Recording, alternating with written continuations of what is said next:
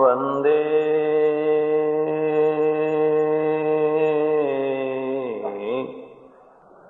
શિવમ શંકરમ.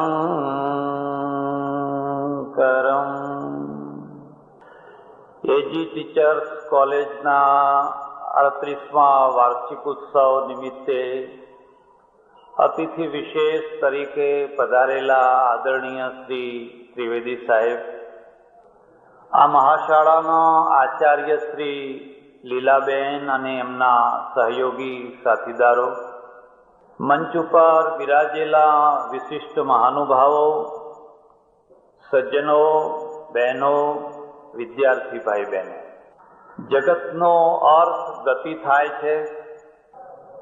ગચ્છતિ પુનઃ પુનઃ અતિશયેન વા ગચ્છતિ ઇતિ જગત. જે સતત ગતિશીલ હોય એને જગત કહેવાય. આ જગતના બે રૂપ છે. એક કુદરતે મૂકેલી ગતિશીલતા વાળું જગત, એક પ્રજાના દ્વારા, વ્યક્તિના દ્વારા ગતિશીલતા વાળું બીજું જગત. કુદરતની ગતિ આખા જગત માટે સરખી છે. તમે કોઈ ટ્રેનમાં બેઠા હોવ, ફર્સ્ટ ક્લાસમાં હોવ કે સેકન્ડ ક્લાસમાં હોવ, કદાચ તમારી સગવડો જુદી હોય પણ ગતિ સરખી છે. પ્લેનમાં બેઠા હોવ કે બીજી કોઈ ચીજમાં બેઠા હોવ, ગતિમાં ફરક નથી. એમ દુનિયા જે કુદરતી ગતિએ ફરે છે એ બધા માટે, પછી એ ભારતનો માણસ હોય, અમેરિકાનો હોય, જાપાનનો હોય, રશિયાનો હોય, સૌની ગતિ સરખી છે. 24 કલાકમાં લગભગ સૌને દિવસ રાત્રિનો અનુભવ થાય છે. પણ એક બીજું જગત છે, અને બીજા જગત માટે ઉપનિષદમાં ખાસ કહેવામાં આવ્યું છે, યત્કિંચ જગત્યામ જગત. જગત્યામ જગત, પરમેશ્વરના બનાવેલા જગતમાં તમારું જગત. તમારું એટલે વ્યક્તિગત જગત. એ વ્યક્તિગત જગતને હું જરા વિસ્તૃત રૂપમાં કહું છું, પ્રજાનું જગત. અને પ્રજાના જગતની રીતે જો આપણે વિચાર કરીએ તો દુનિયાની બધી પ્રજાઓની ગતિ સરખી છે ખરી. અમેરિકાની પ્રજા, જાપાનની પ્રજા, જર્મનીની પ્રજા અને ભારતની પ્રજા એક સરખી ગતિએ ચાલે છે ખરી. જો બધાની ગતિ એક સરખી હોત તો પરિણામ પણ સરખા હોત. પણ આપણે જોઈએ છીએ કે આપણા બધાના પરિણામ સરખા નથી. સરખા નથી ત્યારે હું એ ગતિના 3 ભેદ કરું છું. એક પેટ માટેની ગતિ, 2 લાગણી માટેની ગતિ, અને 3 મહત્વાકાંક્ષા માટેની ગતિ. દુનિયાની કેટલીય પ્રજા માત્ર પેટ માટે ચાલે છે. અને જે પેટ માટે પ્રજા ચાલે છે, વ્યક્તિ નહીં હો, પ્રજાની વાત કરું, જે આખી પ્રજા માત્ર પેટ માટે ચાલે છે એ તો રેંગતી પ્રજા છે. જેમ કોઈ અળસિયું રેંગતું હોય એમ રેંગનારી પ્રજા છે. જે લાગણી માટે પ્રજા ચાલે છે, જે પેટથી થોડી ઉપર ઉઠી છે, અને જે લાગણીઓ માટે જેનામાં ગતિશીલતા છે, એ ગોઠણીએ ચાલનારી પ્રજા છે, એ ઢીચણીએ ચાલનારી પ્રજા છે. જે મહત્વાકાંક્ષા માટે ચાલે છે, અને મહત્વાકાંક્ષાને ચલાવનારું જે સ્થાન છે એ મગજ છે, એ મસ્તિષ્ક છે. દુનિયા તો મગજથી ચાલે છે, પગથી તો પેટ ચાલે છે. તમે માત્ર જો પગથી જ ચાલવા માંગતા હોવ તો તમારી ગતિ પેટથી ઉપર નહીં જઈ શકે. પણ દુનિયા જે ચાલે છે એમાં સૌથી આગળ ચાલનારી જે પ્રજા છે એ પગથી ચાલનારી નથી હોતી, એ તો મગજથી ચાલનારી હોય. અને મગજથી એ કેમ ચાલે છે? કારણ કે મગજની અંદર મહત્વાકાંક્ષા ભરી હોય છે. પગમાં મહત્વાકાંક્ષા નથી હોતી, પેટમાં મહત્વાકાંક્ષા નથી હોતી, મસ્તિષ્કની અંદર મહત્વાકાંક્ષા હોય. એવું શું કારણ છે આપણે પાછળ રહી ગયા છીએ? એવું શું કારણ છે કે કેટલીક પ્રજાઓ બહુ આગળ નીકળી ગઈ છે અને કેટલીક પ્રજાઓ બહુ પાછળ રહી ગઈ છે. સરેરાશ આવકની દૃષ્ટિએ, શિક્ષણની ટકાવારીની દૃષ્ટિએ, ઔદ્યોગિક વિકાસની દૃષ્ટિએ, નોબેલ પ્રાઇઝ લેનારાની સંખ્યાની દૃષ્ટિએ, ઓલિમ્પિકના ચંદ્રકો લેવાની દૃષ્ટિએ, તમારે જેટલી દૃષ્ટિઓ ભેગી કરવી હોય એટલી તમામે તમામ દૃષ્ટિઓ ભેગી કરો અને એનો એક ગ્રાફ બનાવો. આરોગ્યની દૃષ્ટિએ, તમારી શક્તિની દૃષ્ટિએ, સમૃદ્ધિની દૃષ્ટિએ પ્રજા પાછળ કેમ રહી જાય? ઈશ્વર કોઈને આગળ નથી ચલાવતો, ઈશ્વર કોઈને પાછળ નથી ચલાવતો. જો ઈશ્વર જાણી કરીને કોઈને આગળ ચલાવે અને જાણી કરીને કોઈને પાછળ ચલાવે તો એ તો પક્ષપાત કરનારો થઈ જાય. આપણે કંઈ ઈશ્વરનું બગાડ્યું નથી. હું તો તમને એટલે સુધી કહું કે ભારતમાં પ્રજા ઈશ્વરના પાછળ જેટલી પડી છે, દુનિયાની કોઈ પ્રજા આટલું નથી પાછળ પડી. તો મંગળાથી માંડીને સાંજ સુધી મંદિર જ મંદિર, મંદિર જ મંદિર, સપ્તાહો, યજ્ઞો, હોમ, હવન, ચારે તરફ જુઓ તો ધર્મમય, ભક્તિમય વાતાવરણ. આપણે પાછળ કેમ છીએ? જો આ વાત, જો આ પ્રશ્ન હોય અને આ પ્રશ્ન જો બરાબર હોય તો આપણે એના કારણો શોધવા જોઈએ. કારણોમાં હું જે સમજુ છું એ તમને બતાવું છું. એના બે કારણો છે. પહેલું કારણ છે પ્રજાનું મગજ કોણ ઘડે છે. ને પ્રજાને ઘડવી એટલે મગજથી ઘડવી, અને મગજથી ઘડનારો જે છે એ માસ્ટર બીબુ છે. માસ્ટર બીબુ કોણ છે? પ્રજાને માસ્ટર બીબા તરીકે કોણ મળ્યું? તમે એને શોધી કાઢો, અને જો તમે એને શોધી કાઢો અને બીબાને જો બદલી શકો તો પ્રજાને બદલી શકાય, તો પ્રજાની દશાને બદલી શકાય. પણ માસ્ટર બીબુ બદલી શકાય તો પશ્ચિમની પ્રજાનું માસ્ટર બીબુ વૈજ્ઞાનિક છે. ભારતની પ્રજાનું, લગભગ પૂર્વની પ્રજાનું માસ્ટર બીબુ અમે સાધુઓ છીએ. એટલે બેયના ઘડતરમાં, એટલે મસ્તિષ્કના ઘડતરમાં પાયાનો ભેદ છે. જેમ હમણાં ત્રિવેદી સાહેબ બહુ જ્ઞાન, ગમ્મત સાથે જ્ઞાન આપી રહ્યા છે. પેલાને આઘાત લાગ્યો, એટેક થતા થતા બચી ગયો. ને એટેક એટલા માટે હતો કે શુક્ર આટલો બધો આગળ વધી ગયો અને અમે અમેરિકા વાળા આટલા પાછળ રહી ગયા. એને એનો આઘાત લાગતો હતો અને એના કારણે એને એટેક આવવાની તૈયારી હતી.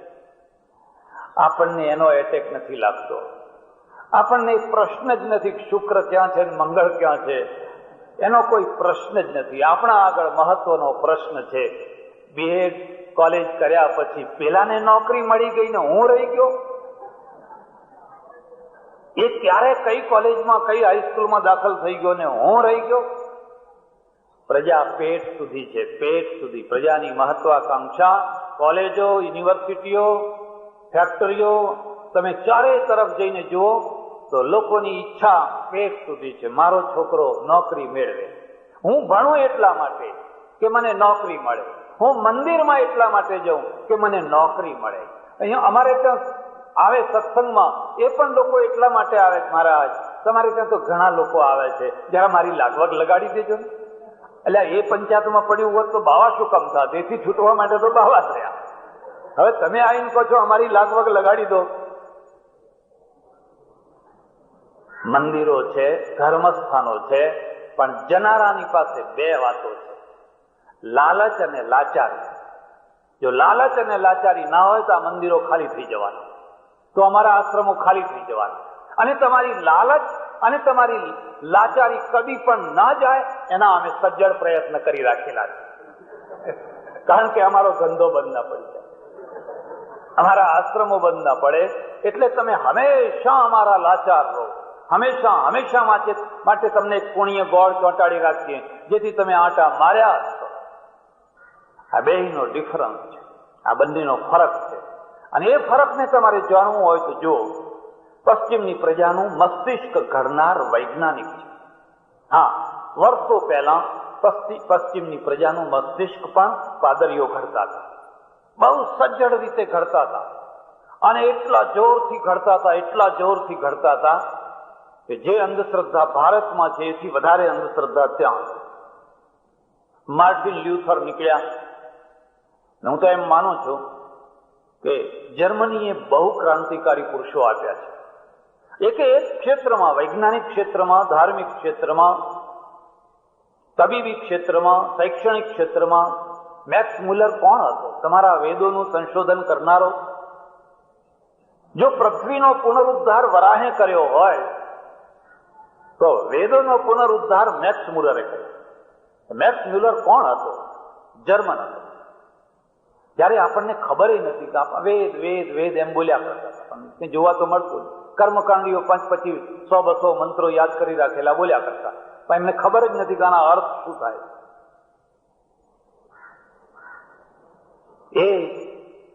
એ દેશમાં અનેક એવા પુરુષો થયા. બીજા દેશમાં, સ્પેનમાં થયા, ઇટાલીમાં થયા, ઘણા દેશોમાં થયા. એમણે ધર્મના સામે એવી જબરજસ્ત બાત ભીડી. અને એક બીજો નિયમ યાદ રાખજો, પતન હોય ત્યાં જ ઉત્થાન હોય.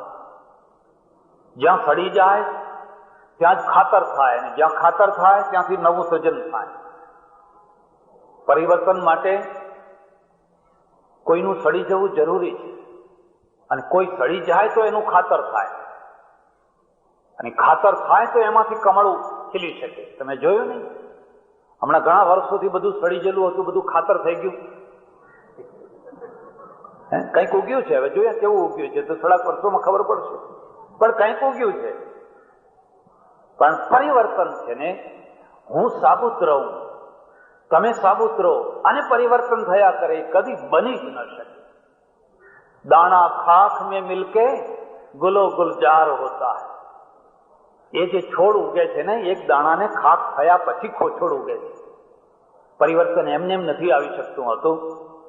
પશ્ચિમના કેટલા પાદરીઓ, ખાસ કરીને ધર્મસ્થાનમાં રહેલા માણસોએ બહુ મોટો વિરોધ કર્યો, બહુ મોટી ક્રાંતિથી એમને બાળવામાં આવ્યા, એમને સળગાવવામાં આવ્યા, એમના ઉપર જુલમ કરવામાં આવ્યું. એમ કહી શકાય કે ધર્મ અને વિજ્ઞાન બંને લડ્યા. બુદ્ધિવાદ અને આસ્થાવાદ બંનેના વચ્ચે ભયંકર સંઘર્ષ થયો, અને લાંબા સંઘર્ષ પછી ઘણી યાતનાઓ ભોગવીને બુદ્ધિવાદ જીત્યો, વિજ્ઞાન જીત્યું. અને વિજ્ઞાન જીત્યું એની સાથે જ પશ્ચિમ સુપર પ્રજા થઈ ગઈ, આખી સુપર પ્રજા થઈ. પહેલા વર્ષો પહેલા એ નિર્ણય કરતા સૂર્ય કેવો છે, ચંદ્ર કેવો છે, ધરતી કોણ છે, સમુદ્ર કોણ છે.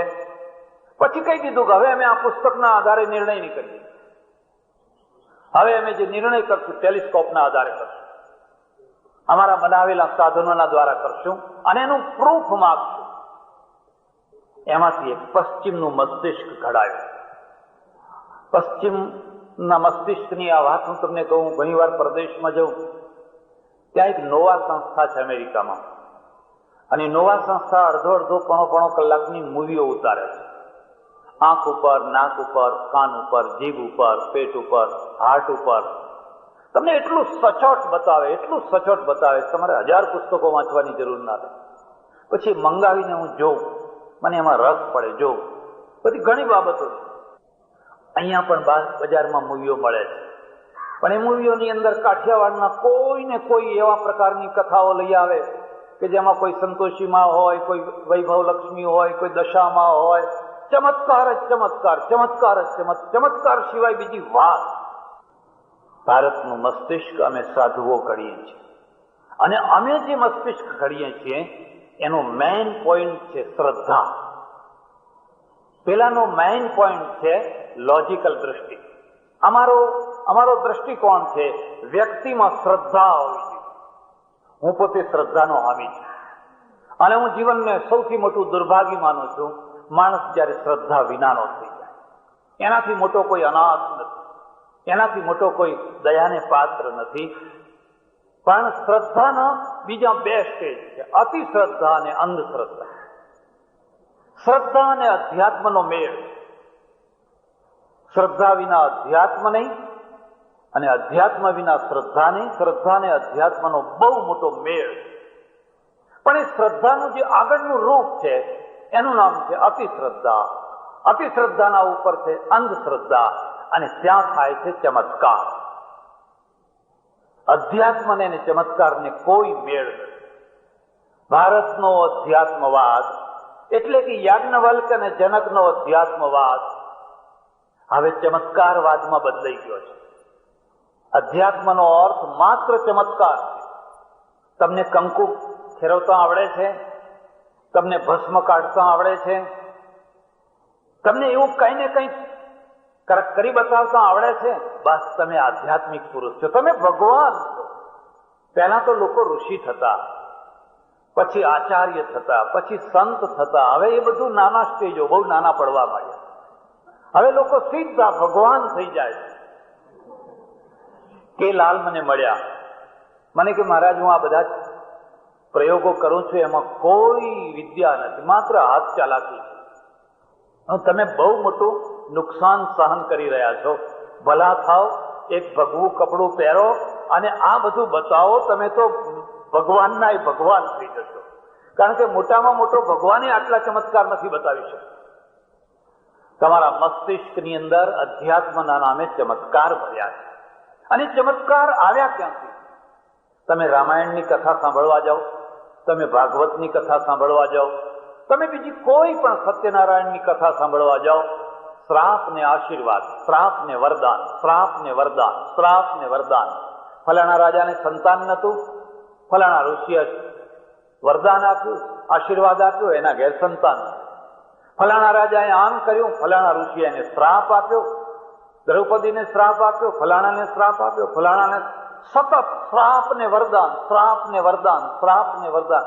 આખી કથાઓ ચાલે છે શ્રાપ ને વરદાનના પૈડા ઉપર ચાલે છે. અને ત્યાં પ્રજા ઘડાય છે. પ્રજાનું ઘડતર ગાંધીજી નથી કરી શકતા. પ્રજાનું ઘડતર જે કૃષ્ણમૂર્તિ નથી કરી શકતા. પ્રજાનું ઘડતર તમારો નાર્લિકર, તમારો રવિન્દ્ર નથી કરી શકતા. પ્રજાનું ઘડતર તો અમે કરીએ છીએ. અમારી કથામાં લાખો માણસો આવ્યા હોય અને લાખો માણસને આ ચમત્કારોની વાતો સંભળાવીએ એટલે લોકો ખુશ થઈ જાય. કોઈની દુકાન ના ચાલતી હોય, કોઈની દીકરી ના પરણાવાતી હોય, કોઈ પરીક્ષામાં ફેલ થયા કરતો હોય, દરેક પ્રશ્નો લઈને આવ્યા હોય અને બધા પ્રશ્નોનો એક જ ઉપાય છે, મારા આશીર્વાદ, મારા આશીર્વાદ. અને સંતોના આશીર્વાદ મળ્યા ને એક બધું કામ તમારું પાર પડ્યું નહીં. એના માટે અમે સ્પેશિયલ ભાડાના માણસો રાખીએ છીએ. અમારી સાથે ફર્યા કરતા હોય છે અને અમારા વખાણ કર્યા કરતા હોય છે અને આની બહુ મોટી સજ્જડ અસર થતી હોય છે. મારા એક ઓળખીતા સંત છે, ભાગવતની સપ્તાહ કરે છે. મારા પુસ્તકો વાંચ્યા પછી કહે છે કે હવે મારી આંખ ઉઘડી ગઈ. આખી જિંદગી મેં લોકોને ઉઠાં જ ભણાવ્યા છે. એ સભામાં કહે છે, તમને નવાઈ લાગશે, સભા વચ્ચે કહે છે, મેં જિંદગીમાં લોકોને ઉઠાં જ ભણાવ્યા છે, પણ હવે મારી આંખ ઉઘડી છે. મેં કહું આંખ ઉઘડી છે તો હવે તમે આ બધી જે ચમત્કારની વાતો કરવાની કથાઓ છે એની જગ્યાએ વ્યવહારિક વાસ્તવિક કથા કરો ને. મને કે ના, કથા તો ચમત્કારની જ કરવાની. ચમત્કારની કથા કેમ કરવાની? તમને ખબર ના પડે.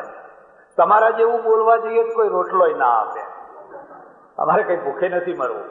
અમે તો જેવી એવી કરીએ, ફલાણા શેઠની દુકાન નથી ચાલતી, એની પેઢી નથી ચાલતી. પછી ફલાણા સંત મળ્યા ને એમને માથે હાથ મૂક્યો, પેઢી ચાલવા લાગી, દુકાન ચાલવા લાગી. મેં કહ્યું ખરેખર ચાલવા લાગી કે એમની ચાલે કે ના ચાલે, આપણી તો ચાલવાની. એ જ્યાં કથા પૂરી થઈ નહીં, અંદર કેટલાય એવા શેઠિયાઓ બેઠા હશે જેમની દુકાન અત્યારે મંદીમાં પડી હશે. એવા કેટલાય માણસો આવીને પગમાં જ પડી જવાના, બાપુ બાપુ બાપુ. એમની ચાલે કે ના ચાલે, આપણી દુકાન ચાલે એટલે બસ. મારા ઓળખીતા એક બીજા સંત છે, આશ્રમ બાંધ્યો, આશ્રમ ચાલે નહીં, આશ્રમમાં આવક નહીં, કોઈ પૈસો મૂકે નહીં, કંટાળી ગયા. અને કે શું કરું? તમે નતો બાંધવો ને, પણ હવે કરવું શું? 2-3 હજાર રૂપિયા મહિને જોઈએ. 2-4 વર્ષે પાછા મળ્યા. મેં કહ્યું કેમ, તમારી ચિંતા કઈ ઓછી થઈ? કે બિલકુલ જતી રહી. શું કર્યું કે આ બાજુમાં જો ઝાડ છે ને, એ ઝાડ નીચે એક ડેરી બનાવી અને મેં મારી જાતે સુથાર પાસે ઘડાવીને 20-25 ઘોડિયા ટાંગી દીધા. પેલા ઝાડની ડાળી નાના નાના આવડા 20-25 ઘોડિયા છે, બાળકોના પારણા, એ ટાંગી દીધી અને હવા ચાલુ કરી દીધી. આજે તો 200 ઘોડિયા ભેગા થયા છે, 200 પારણા પીંગાઈ રહ્યા છે. 2-4-6 મહિને હું પોતે પણ 15-20 ટાંગી દઉં છું. એક જ વાત છે, આ માતાના જેનો ખોળો ના ભરાતો હોય એનો અહીં ખોળો ભરાય છે. જેના ઘરમાં સવાશેર માટી ના હોય એને અહીં સવાશેર માટી આપે. આ તો હાજરા હજુર માતા છે. અને મહારાજ હવે તો એવા લીલા લહેર થઈ ગયા છે કે 12 મહિનામાં એકાદ પૈસાદાર મરઘો હાથમાં આવી જાય તો એ બેડો પાર. ધમધોકાર કેટલી દરગાહો, કેટલી દેરીઓ, કેટલા મંદિરો. એમે તમને કહ્યું ને, લાચારી અને લાલચ આ બેયના કારણે અમારું ચાલે છે. અને એ ના ઓછું ના થાય, તમારા મગજમાં સતત એ વાત ભરી રહે, એના પ્રયત્નો અમે કરી રાખ્યા. હવે અને એમે તો એવું કર્યું છે કે જે આવે એ 10.25 ની સુખડી લઈને આવે. પૈસા ચડાવે એ તો જુદા, આશ્રમમાં એક પીપ ભરેલું સુખડું કાયમ પડ્યું હોય છે, ચોખ્ખા ઘીનું, જેને ખાવું હોય ને ખાવ. આ તો હું તમને એટલા માટે કહું છું કે BEd પાસ થયા પછી 5-5 વર્ષ 7-7 વર્ષ સુધી એડવર્ટાઇઝો વાંચ્યા પછી, ઇન્ટરવ્યુ આપ્યા પછી પણ જો નોકરી ના મળે તો આવી એકાદ દેરી કરી નાખજો. તો આવી એકાદ દેરી કરી નાખજો, લીલા લહેર થઈ જશે. અમે પ્રજામાં શ્રદ્ધા નથી બેસાડતા. અતિ શ્રદ્ધા કાં તો અંધશ્રદ્ધા, અને અતિ શ્રદ્ધા અને અંધશ્રદ્ધાનું એ પરિણામ છે કે આપણે પ્રશ્નને, પરિસ્થિતિને લોજિકલ દૃષ્ટિથી જોઈ નથી શકતા. દાખલો, એક સામાન્ય દાખલો આપો, બંનેમાં ફરક ક્યાં આવ્યો? માનો કે અહીંયા કોઈને બાળક નથી થતું. હું આટલો ઉદ્દામવાદી વિચારવાળો છું, છતાં દર મહિનામાં એકાદ કેસ તો મારે ત્યાં આવે છે. બસ બાપજી, ગમે એમ કરો, સવાશેર માટી આપો. એટલે ભાઈ, માટીથી છૂટવા માટે અમે બહાર નીકળ્યા અને તમે અમારા પાછળ ક્યાં? ના, કે આટલું તો કરવું જ પડશે. મગજ જ આખું ઘડેલું છે. બીજાની વાત જવા દો. મારા આશ્રમમાં એક છોકરો આવ્યો ફૂલ વીણવા. ફૂલ મને કે બાપજી ફૂલ લઉં? મેં કહું કેમ, શું કરશો ફૂલ? કે મમ્મીએ મંગાયા છે. પણ મમ્મીએ ફૂલ કેમ મંગાયા છે? મને કે વૈભવ લક્ષ્મીનું વ્રત કરવું છે. વૈભવ લક્ષ્મીનું વ્રત એટલે શું? કે વૈભવ લક્ષ્મીનું વ્રત એટલે આ વ્રત કરીએ ને તો ઘરમાં વૈભવનો ઢગલો થઈ જાય. તમે કહો ઉભો રહે, જ્યાં તારી મમ્મીને પૂછી આવે, ફૂલ મારા અને વૈભવનો ઢગલો તમારા ઘરમાં થાય તો અડધો વૈભવ મને આપવો પડશે. જ્યાં પૂછી આવે એ તો વિચારમાં પડી ગયો. મેં કહ્યું અડધો વૈભવ જો આપવો હોય તો હું મારા ફૂલ તોડવા દઉં. હવે પ્રોફેસરનો દીકરો છે અને પ્રોફેસર, સાયન્સના પ્રોફેસર, પણ પીરિયડ સિવાય કદી પણ મગજને સાયન્સ અડવા જ નથી દેતા. જીવનમાં કદી સાયન્સને અડવા જ નથી દેતા. એ પીરિયડ બરાબર છે. તો જેમ હમણાં સાહેબે ના કહ્યું કે આપણે પોપટ તૈયાર કરીએ છીએ, ને પોપટ એટલે પોપટ. આપણા ત્યાં કોઈનો ખોળો નથી ભરાતો, એટલે દેરીએ સાધુએ બાવાએ ફકીરે ફરે, દોરા ધાગા તાવીજ કરે. મગજ એવું ઘડાયેલું છે. રાજાઓ, પુરાણોમાં એ જ વાતો આવે છે કે રાજાને દીકરો નતો, આમ કર્યું તેમ કર્યું. આ આપણો એપ્રોચ છે, કારણ કે માસ્ટર બીબો એ રીતનું છે. પેલા લોકો શું કરે, ડોક્ટર પાસે જાય છે, શરીર તપાસે છે, કોઈ દવાની જરૂર હોય તો દવા લે છે, ઓપરેશનની જરૂર હોય તો ઓપરેશન લે છે. એક આખી ટેકનિકલ પદ્ધતિ અપનાવે છે અને પછી બાળક થાય. અને એ આખી પદ્ધતિ આખી દુનિયા ઉપર ફરી વળે છે. આ સુપર પ્રજા રીતે એ આખી, તમારે અમદાવાદમાં એ પદ્ધતિ ત્યાંથી આવેલી છે. અમારી પદ્ધતિ તો અહીં છે, નિકાસ કરી શકાતી જ નથી. અમે ઘણી ઈચ્છા કરીએ કે અહીંથી બહાર આ પદ્ધતિનો બહાર નિકાસ કરીએ, પણ કોઈ લેવા જ તૈયાર નથી. પણ અહીંયા ધમધોકાર ચાલે છે, એટલે હજુ કઈ બહુ જરૂરી નથી. અહીંયા લેનારા ઘણા ગ્રાહક છે.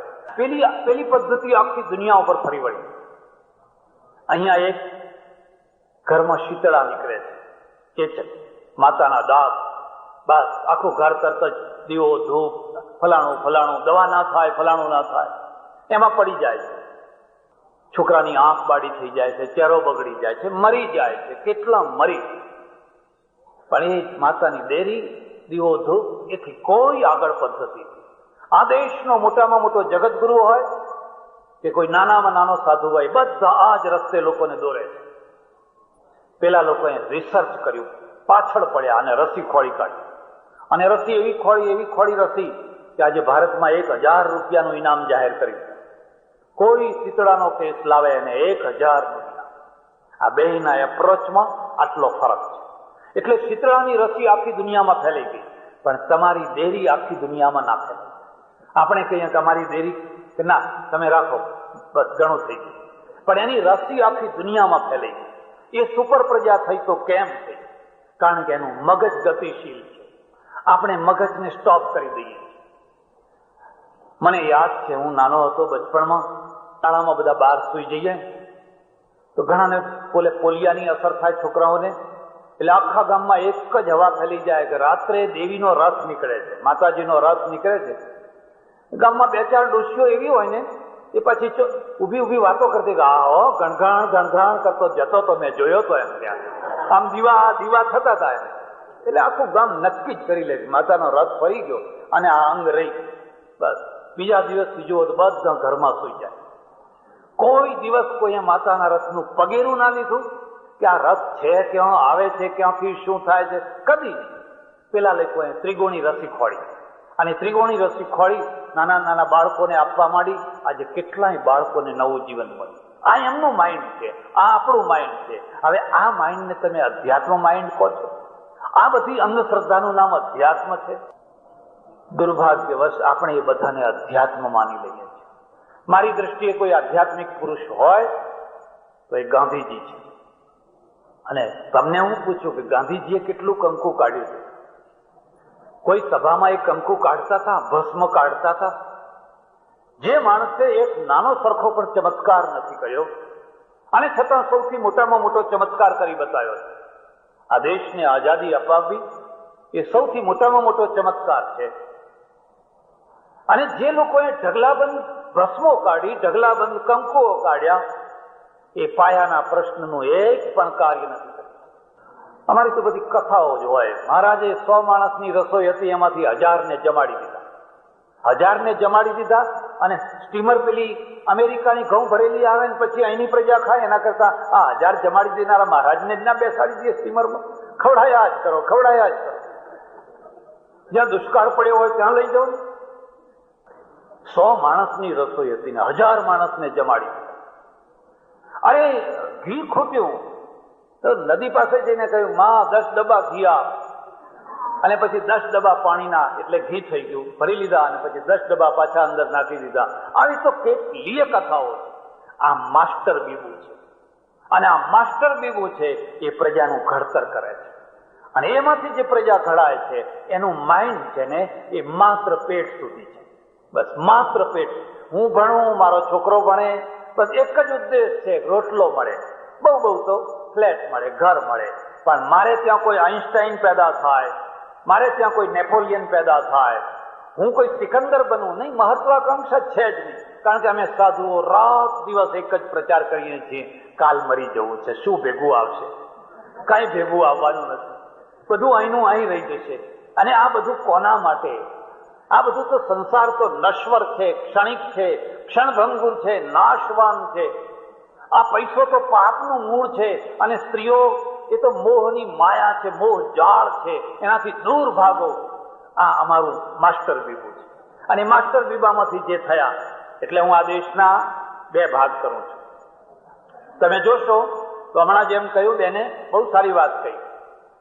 જ્યારે ઋષિ છે એ વિદ્યાર્થીઓને વિદાય કરે છે, દીક્ષાંત પ્રવચન, તો તમે એ દીક્ષાંત પ્રવચનને ખાસ સાંભળજો. મારી તો ઈચ્છા કે આવા ટાઈમે એ આખું પ્રવચન લોકોને આપવું જોઈએ, તો તમે ઋષિની દૃષ્ટિ જોઈ શકો. એ આખી એક ઋષિની દૃષ્ટિ છે. પહેલામાં પહેલું એ ઋષિ શું કહે છે? માતૃદેવો ભવ, પિતૃદેવો ભવ, આચાર્ય દેવો ભવ, અતિથિ દેવો ભવ. આ પહેલા વાક્યો છે. એને એમ ના કહ્યું માં માયારૂપ છે, બાપ સ્વાર્થી છે, એવું ના કહ્યું. દુનિયાના પ્રત્યે ઘૃણા નથી કરાવતું. આ ઋષિ પીરિયડ કે માતાની સેવા કરે. અતિથિ દેવો ભવ. અને પછી કહે છે યાન્ય અસ્માકમ સુચરિતાની તાન્યેવ ત્વયો પાસ્યાની નો ઇતરાણી. અમારા જે સારા આચરણો હોય, જે તે જોયા હોય એનું અનુકરણ કરજે. અમારા જે દોષો હોય એના અનુકરણ ન કરીશ. અમારા જે દૂષિત આચરણો હોય, અમારી જે ભૂલો હોય એને તમે અનુકરણ ન કરશો. આ ઋષિ છે. ઋષિ પૂર્ણ નથી. ઋષિ જાગ્રત છે. પૂર્ણતા, જાગૃતિ વિનાની પૂર્ણતા ઢોંગ છે, દંભ છે, પાખંડ છે. અલ્પતા હોય પણ જાગૃતિ હોય તો એ આશીર્વાદ. હું અલ્પ છું પણ મને અલ્પતાનું ભાન છે એટલે હું જાગૃત છું, અને જાગૃત છે એ જ ઋષિ છે. તસ્યામ જાગૃતિ સંયમી. અને પછી આગળ શું કહે છે ખબર છે? આગળ કહે છે પ્રજાતંતુમાં વ્યવચ્છેદથી, પ્રજાના તાંતણાને તોડીશ નહીં. ઘેર જા, લગ્ન કર અને પ્રજારૂપી તંતુ છે એનો પ્રવાસ ચાલુ રાખ. આ ઋષિ પિરિયડ છે. એટલું જ નહીં, આગળ કહે છે ભૂત્યૈ ન પ્રમદિતવ્યમ. તું બે પૈસા કમાવામાં પ્રમાદ ન કરીશ. તું કમાજે, કમાવા માટે જીવન છે. ભૂત્યૈ ન પ્રમદિતવ્યમ, દેવ કાર્યે ન પ્રમદિતવ્યમ, પિતૃ કાર્યે ન પ્રમદિતવ્યમ. પછી તો બધી ઘણી વાતો આવે છે, પણ એમાં મુદ્દાની વાત આ છે. આને હું ઋષિ પિરિયડ કહું છું. તમે વેદના મંત્રોમાં ઋષિઓના વચનો જોજો, એમાં સકારાત્મકતા છે. મારી ગાયો સારી હોય, મારા ઘોડા સારા હોય, અમારા ધનુષબાણ સારા હોય, અમારા યોદ્ધાઓ સારા હોય, અમારું રાજ્ય સ્વસ્તિ હોય. સ્વસ્તિ સામ્રાજ્યમ ભૌજ્યમ મહારાજ્યમ આધિપત્યમયમ. આ સમુદ્ર પર્યંત એક રાડૈતી, એક સમુદ્ર સુધી એક રાજાવાળું રાજ્ય હોય. એમાં એક સકારાત્મક ઋષિઓ છે, એમને પત્નીઓ છે, એમને બાળકો છે, નદીના કિનારે ગુરુકુળ બનાવીને રહે છે, પોતાની મેળે ઝૂંપડા બાંધે છે, કોઈની પાસે ફંડફાળો માંગતા નથી, રાજાના પણ ગુલામ નથી, અને બાળકોને ભણાવીને સમાજને આપે. એટલે ઋષિનું જીવન ભારરૂપ નથી, બોજરૂપ નથી, સમાજલક્ષી જીવન છે, રાષ્ટ્રલક્ષી જીવન છે, અને અકિંચન છે. એટલે એક ખુમારીમાં રહી શકે. પછી સાધુ પિરિયડ આવ્યો, અને સાધુ પિરિયડ જે આવ્યો ને એમાં સમાજથી વિમુખ, રાષ્ટ્રથી વિમુખ, માનવતાથી વિમુખ, માત્ર આત્મા અને મોક્ષ, આત્મા અને મોક્ષ, મારો આત્મા અને મારો મોક્ષ. અને આત્મામાં અડચણરૂપ, મોક્ષમાં અડચણરૂપ કોણ છે? અડચણરૂપ આ ઘર છે, આ મા બાપ છે, આ પત્ની છે, આ બાળકો છે. એ બધા મોહ માયાના કેન્દ્ર છે. એ બધાનો ત્યાગ કરો. અને જેમ જેમ લોકો એ ત્યાગ કરતા ગયા એમ મહાન બનતા ગયા. ઋષિના ત્યાગમાં અને સાધુના ત્યાગમાં મોટામાં મોટો ભેદ. ઋષિ પત્નીનો ત્યાગ નથી કરતો, ઋષિ બાળકોનો ત્યાગ નથી કરતો, ઋષિ ભણાવવાની જવાબદારીનો ત્યાગ નથી કરતો. એ ભણાવે છે. એટલું જ નહીં, એ શસ્ત્ર બનાવે છે ને શસ્ત્ર વિદ્યા શીખવાડે છે. વિશ્વામિત્ર ધનુર્વેદના આચાર્ય છે, દ્રોણાચાર્ય ધનુર્વિદ્યાના આચાર્ય છે. એ શસ્ત્ર વિદ્યા પણ ભણાવે છે.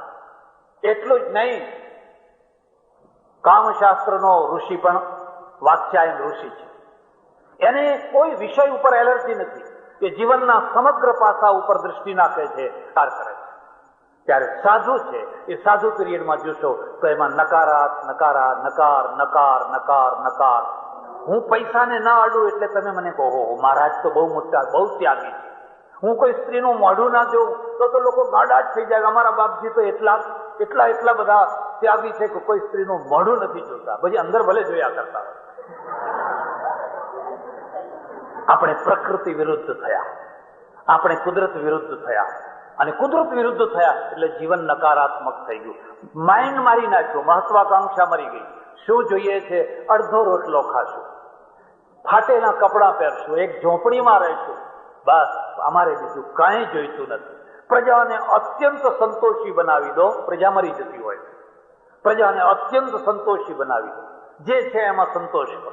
અને એના કારણે ઉત્તરવર્તી કાળમાં ભારતમાં એક વધારે પડતો સંતોષ, એક વધારે પડતી સહન શક્તિ, એમાંથી પ્રતિકારની ક્ષમતા સમાપ્ત. પરદેશીઓ આવ્યા, રાજ્ય કરતા ગયા, જુલ્મો કરતા ગયા, અને તમે સહન કરતા ગયા. વળી વચ્ચે એક આશ્વાસન આવી ગયું, ચિંતા ના કરો, ચિંતા ના કરો, ભગવાન અવતાર લેવાનો છે. હવે ભગવાન અવતાર લેવાનો છે.